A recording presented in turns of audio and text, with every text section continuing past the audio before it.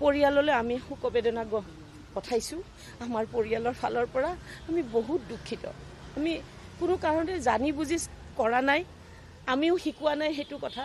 তেওঁ ব্যস্ততাৰ মাজত আহিছিলে ঘৰলৈ, ৰাতি এনেকুৱা এটা হ'ল, সেইটো কাৰণে আমি দুখিত।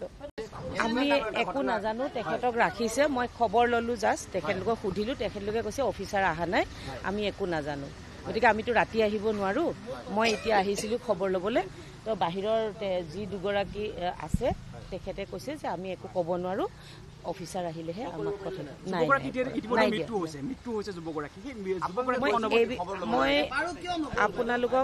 মই আপোনালোকক এটা কথা কওঁ, তেখেতৰ মৃত্যুৰ কাৰণে আমি লগতে আমাৰ পৰিয়ালবৰ্গ আমি সকলো দুখিত। তেখেতৰ আত্মাৰ চিৰশান্তি আমি কামনা কৰিছোঁ। কিন্তু আপোনালোকে জানে ছিকিউৰিটি ৰিজন আছে বা বহুত কথা আছে, এতিয়া ইনভেষ্টিগেশ্যন চলি আছে। আপোনালোকক মই একদম হাতযোৰ কৰি কৈছোঁ, হাতযোৰ গৈছিলে, দেউতাক গৈছিলে, হয় দেউতাক দুবাৰ গৈছে। যিহেতু থানালৈ আহোঁতে তেওঁলোকৰ মানুহ আমি দুবাৰ মাতিছোঁ, আমি দেওবাৰৰ পৰা তেওঁলোকক মাতি আছোঁ। তেওঁলোক থানালৈ প্ৰথম কথা অহা নাছিলে, তেওঁলোকে ৰিজন দেখাইছিলে তেওঁলোকৰ পেচেণ্ট ৰখিবলৈ মানুহ নাই, ৰ'ব। তাৰপিছত নাই অহা কাৰণে আমি আকৌ সোমবাৰে যেতিয়া তেওঁক মাতিছিলে নন্দিনীৰ দেউতাকে, ৰাতি গোটেই ৰাতি 7:30 মানৰ পৰা ৰাতি 12টা বজালৈকে তেওঁলোকৰ লগত ৰখি তেওঁলোকক সহায় কৰিব গৈছিল। কিন্তু তেওঁলোকক সহায় কৰিব যোৱাতে কোনোবা কেইজনমান যুৱক আছিলে যিকেইজনে আমাৰ দেউতাকক দাবী ধমকি দি তেওঁলোকক মানে সহায় কৰিব নিদিলে। সেইটোৱে কথা। আমি এতিয়া মই মানে কৈছোঁ যে ভুল হৈছে নে শুদ্ধ হৈছে মই নাজানো। এইটো আপোনাৰ সোমবাৰে ৰাতি গৈছে দেউতাকে হাতত, তেওঁ নহয় এপলত। সোমবাৰে যেতিয়া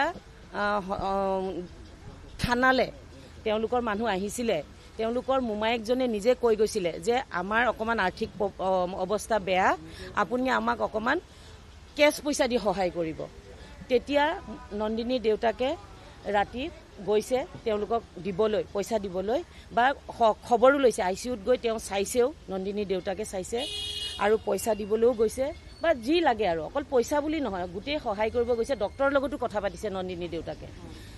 কিন্তু সেই সময়ত কেইজনমান যুৱক আছিলে তাতে, আমি নাজানো কোন, হেৰি কৰি তেওঁলোকে দাবী ধমকি দি দেউতাকৰ পৰা সহায় লোৱাত বাধা কৰিলে। ৰ'ব, দেউতাকে বাধা কৰিলে সোমবাৰে ৰাতি। মঙলবাৰে যোৱাকালি যে ঢুকাইছে, ঢুকুৱাৰ 5 মিনিট আগলৈকে নন্দিনী দেউতাক তাতে আছে, 5 মিনিট আগলৈ হস্পিটেলতে আছে। তেতিয়াও তেওঁ সম্পূৰ্ণ সাজু হৈ গৈছে যে তেওঁলোকক সহায় কৰিব। কিন্তু সেই কেইজন মানুহৰ কাৰণে সেই তেখেতলোকক দাবী মানে বাৰে বাৰে মানা কৰি আছে যে আপোনালোকে পইচা নল'ব, একো সহায় নল'ব তেওঁলোকৰ। গতিকে তেওঁলোক কোন মই নাজানো। গতিকে মই এই কথাটো কোৱাটো শুদ্ধ হৈছে নে ভুল হৈছে নে শুদ্ধ হৈছে সেইটোও মই নাজানো। কিন্তু এই কথাখিনি ক'বলৈ আমি সুবিধা পোৱা নাই, আৰু আমি বিচৰাও নাই এইটো সময়ত বেলেগ এটা কণ্ট্ৰভাৰ্চি হওক। কিয়, যিহেতু ইমান দুখিত, ইমান এটা ডাঙৰ ঘটনা হৈছে, আমিও ভয় খাই আছোঁ, তাইও ভয় খাই আছে। গতিকে এইখিনি মই আপোনালোকক আজি ক'লোঁ যে আমি নোযোৱা নহয়, এতিয়াও আমি সাজু। তেওঁলোকে যি ক্লেইম কৰে, যেনেকৈ ধৰণে বিচাৰে আমি সাজু। আৰু তেখেতৰ পৰিয়াললৈ আমি শোকবেদনা পঠাইছোঁ। আমাৰ পৰিয়ালৰ ফালৰ পৰা আমি বহুত দুখিত। আমি কোনো কাৰণতে জানি বুজি কৰা নাই, আমিও শিকোৱা নাই সেইটো কথা। তেওঁ ব্যস্ততাৰ মাজত আহিছিলে ঘৰলৈ, ৰাতি এনেকুৱা এটা হ'ল, সেইটো কাৰণে আমি দুখিত। নাই, তেওঁ গাড়ী নচলায়, আমাৰ ড্ৰাইভাৰ আছে, এতিয়াও আছে, বহি আছে ড্ৰাইভাৰে চলায়। সেইদিনা ড্ৰাইভাৰ নাই, সেইদিনা তাই আহিব লগা হোৱা কাৰণে বেলেগ গোটেই মানে কিবা এটা কামৰ কাৰণে ড্ৰাইভাৰটোক থৈ আহিছিলে। আৰু সেইদিনা তাই আহিছিলে, তাইক বেষ্ট এক্ট্ৰেছৰ এৱাৰ্ড দিছিলে বেলতলা ৰংগমঞ্চ অডিটৰিয়ামত। মই নামটো বৰ্তমান মনলৈ অহা নাই। সেই এৱাৰ্ডটো ল'বলৈ তাই ভাবিছিলে ৰাতি আহি দিনত অকণমান ঘৰত ৰেষ্ট কৰি ইভিনিং তাই সেই ইভেণ্টটো এটেণ্ড কৰি তাই গুচি যাব। গতিকে ইয়াত কাৰো ভুল নাই, এইটো সম্পূৰ্ণৰূপে এটা এক্সিডেণ্ট কথা। আমি বহুত দুখিত তাৰ কাৰণে। আপোনালোকক মই মানে হাতযোৰ কৰি কৈছোঁ, তেখেতলোকৰ পৰিয়ালৰ লগত আমি সদায় থাকিব বিচাৰিছোঁ, আছোঁ আৰু থাকিম। কিন্তু আপোনালোকে অকণমান আমাক সুবিধা কৰি দিয়ক, যিটো আমি বিচাৰিও পোৱা নাই। আৰু সেই হস্পিটেলত যেতিয়া দেউতাককে ধমকি দিলে তাৰ পিছত আমি শংকিত হ'লোঁ। আৰু আমি যিগৰাকী IC আছিলে তেখেতৰ লগত সোমবাৰে যেতিয়া ৰাতিপুৱাৰ পৰা এই নিউজবোৰ বাজিছে, মই আৰু দেউতাক নিজে আহিছোঁ IC-জনৰ ওচৰত যে আপুনি ফোন কৰক বা ল'ৰাজনৰ খবৰ লওক, যি লাগে যে GMCত ভাল ট্ৰিটমেণ্ট নাপাব তেওঁক প্ৰাইভেটলৈ আনিবলৈ দিয়ক। এই কথাখিনি আমিয়েই তেখেতলোকক ছাজেষ্ট কৰিছোঁ, আমিয়েই ফোনত জনাইছোঁ। কিন্তু আমাক নহয়, নন্দিনীৰ কথাটো আপোনালোকে যে বাৰে বাৰে টানি আছে, নন্দিনীক আপোনালোকে থিয়েটাৰৰ কথা জানেই, তেখেতলোকৰো এটা বাধ্যবাধকতা আছে। নন্দিনীৰ দিনটো এইবিলাক, কাৰণ আৰু এটা কথা, বৃহস্পতিবাৰে হৈছে, শুক্ৰবাৰে দিনটো নন্দিনী থানাত আছিল, কাৰণ গাড়ীখনৰ গোটেই প্ৰচিডিউৰটো কৰিছে। শুক্ৰবাৰে দিনটো থাকি ৰাতি তাই গৈ প্ৰেক্টিচ কৰিছে। আকৌ তাই থিয়েটাৰে যে এৰি নিদিয়ে আমি নাই পোৱা, ঘৰত নাই পোৱা। আৰু যেতিয়া আমি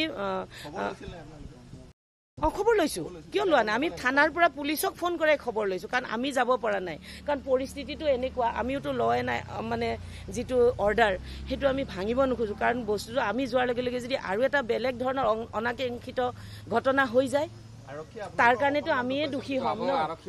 নাই দিয়া, নাই, আমাক একো নাই, আৰক্ষীয়ে কি আমাক তেনেকৈ একো কোৱাই নাই। কৈছে নাই নাই, মানে আমি আছোঁ, আমি ঠিকে আছে, আপোনালোকে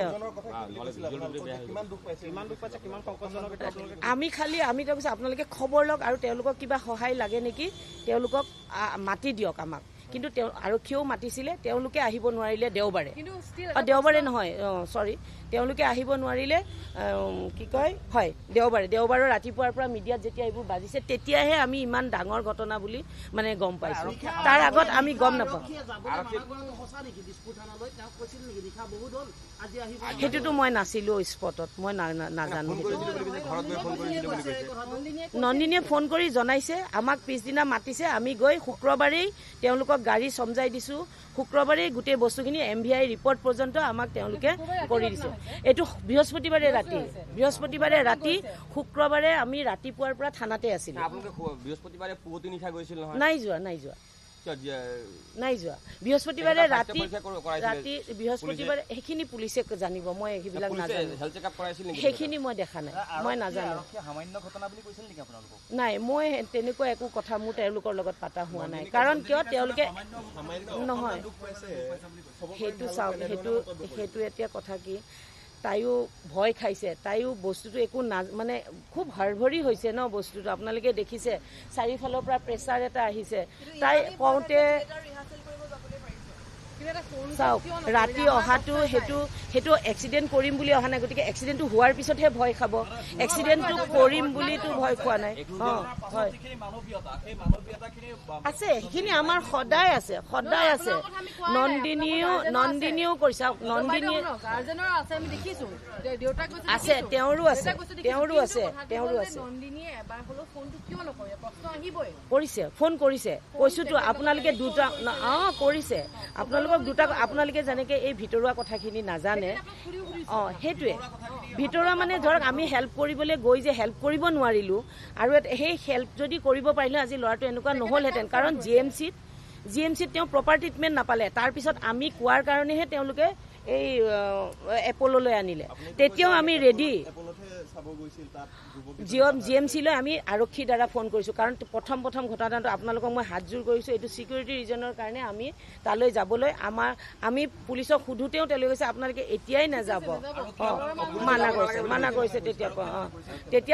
তেতিয়া তেওঁলোকে ছিকিউৰিটি ৰিজনৰ কাৰণে দেই, বেলেগ কাৰণত নহয়, কৈছে আমি খবৰ লৈ দিছোঁ। তেতিয়া কৈছে যে আপোনালোকে এতিয়াই যাব নালাগে, বস্তুটো ইমান হেৰি হৈ আছে, কিবা এটা অনাকাংক্ষিত ঘটনা হ'ব পাৰে বুলি। কথাটো লৈছে, ফোন কৰিছে, তেওঁক ফোন কৰিছে কোনে, সেইটো মই এতিয়া ডিটেইলছ আপোনালোকক দিব নোৱাৰিম,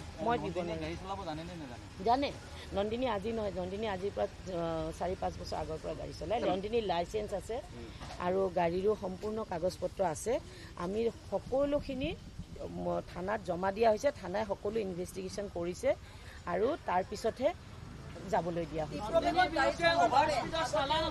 নাই তেওঁ নচলোৱা নাছিল সেয়া ড্ৰাইভাৰে চলাইছিল মাজে মাজে নামনি অসমলৈ তেখেতে যায় থিয়েটাৰৰ কামত যায় ড্ৰাইভাৰক জালুকবাৰীত নমাই দিয়ে তেখেতে নিজে গাড়ীখন চলাই যায় বিভিন্ন কথা এইবিলাক সামাজিক মাধ্যমত চৰ্চা হৈ আছে মানুহেতো ক'বই আমিতো কাকো একো বাধা দিব নোৱাৰো ন গতিকে ইয়াত কোনে কি কাৰণে কি উদ্দেশ্যেৰে ইমান কথা কৈছে সেইটোত আমি একো কমেণ্ট কৰিব নোৱাৰো আমি নাজানো এইখিনি নাজানো নহয় এতিয়া আমি কেনেকে জানো এতিয়া কোৱা নাই সেইটো নাই নিশ্চয় আছে এতিয়াও আছে আৰু এইখিনি আইনী প্ৰক্ৰিয়া শেষ হ'লে নিশ্চয় আমি গৈ আপোনালোকে যদি লগত থাকেও আমি গৈ নিশ্চয় যাম আমাৰ সম্পূৰ্ণ হ'ব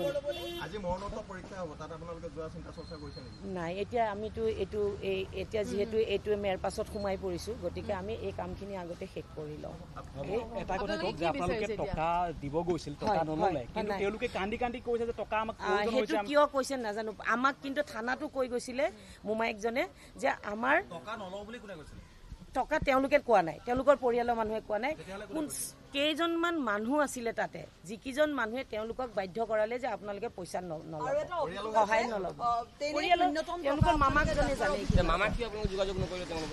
কালিও গৈছে মোৰ মানুহজনটো নন্দিনী দেউতাক কালিও তেখেতৰ মৃত্যুৰ 4-5 মিনিট আগত ঘৰত আহি পাইছে আকৌ তেওঁ গৈ মানে চানমাৰি পাই মানে ইফালে খবৰটো অহাৰ কাৰণে আৰু অকণমান চিটুৱেশ্যনটো কেনেকুৱা হৈছে আপোনালোকে জানে গতিকে তেওঁ সেইখিনিত ৰখি দিলে আৰু সেইটোৱে কথা তেনে ন্যূনতম টকা আপোনালোকে সামিউলৰ পৰিয়ালক দেখা বুলি এক অভিযোগ উত্থাপন হৈছে সামিউলৰ পৰিয়ালে এই কথা কৈছে কি ক'ব এই ক্ষেত্ৰত সেইটো নহয় পইচাৰ কোনো হেৰি নাই লিমিটেশ্যন নাছিলে আৰু এটা কথা যোৱাকালি তেওঁলোকে ৰখাইছে যে ডক্টৰ আহক ডক্টৰে কি কয় তেখেত ক'লোতো সন্ধিয়াল তেখেত ঢুকোৱাৰ আগমুহূৰ্তলৈকে তাতে ৰখি আছে আৰু দুপৰীয়া যিখন ডক্টৰৰ লগত মিটিং হৈছে তেওঁলোকৰ পৰিয়ালৰ মোৰ মানুহজন বাহিৰত বহিয়ে আছে মই ফোন কৰিছোঁ নন্দিনী কাশ্যপে তেওঁলোকক ক'লে যে আপোনালোকে পুলিচৰ ওচৰত যায় কেছ কৰে যি কৰে কৰক এই ক্ষেত্ৰত মই কোনোভাৱে জড়িত নহয় মই কোনো টকা দিব নোৱাৰোঁ নাই সেইটোৱে এতিয়া সেই কথাটো এতিয়া কোনে ফোন কৰিছিলে কোনে কৈছে মইতো ক'ব নোৱাৰিম সেইটো মইতো এইটো তেখেতেই জানিব ন সেইটো মিছা কথা কাৰণ মই আপোনালোকক কি বুলি ক'ম এতিয়া কি প্ৰমাণ দিম কেনেকৈ প্ৰমাণ দিম মইতো সেইটোৱে সেইকাৰণে আমি একো ক'ব খোজা নাই আমাৰ ওচৰত প্ৰমাণ নাই কিন্তু নাই দিয়া মই নিজে বিচাৰিছোঁ যি এটা অনাকাংক্ষিত ঘটনা হ'ল তাৰ এটা সুবিচাৰ হওক ন্যায় ব্যৱস্থা যি আছে ন্যায়ভাৱে যি শাস্তি দিয়ে তাকতো আমি মানিবলৈ বাধ্য আমি ন্যায়ৰ উৰ্ধত নহয় হয়নে যে আমি ন্যায়ালয়ৰ উৰ্ধত আমি কোনোৱেই নহয় আপোনালোক আমি কোনো নহয় গতিকে ন্যায় ব্যৱস্থাই ন্যায় কাম কৰক তেওঁলোকে আমাক যি শাস্তি দিয়ে সেয়া আমি মূৰ পাতি ল'বলৈ সাজু তাইও সাজু আৰু লগতে তেখেতলোকৰ যিজন ল'ৰাৰ এনেকুৱা এটা অনাকাংক্ষিত ঘটনা হ'ল যিটো হ'ব নালাগিছিল তাৰ কাৰণে আমি দুখিত আৰু তেখেতলোকৰ ওচৰত এইখিনি শেষ কৰি আমি নিশ্চয় আমি গোটেই পৰিয়ালটো তেওঁলোকৰ ওচৰত আমি উপস্থিত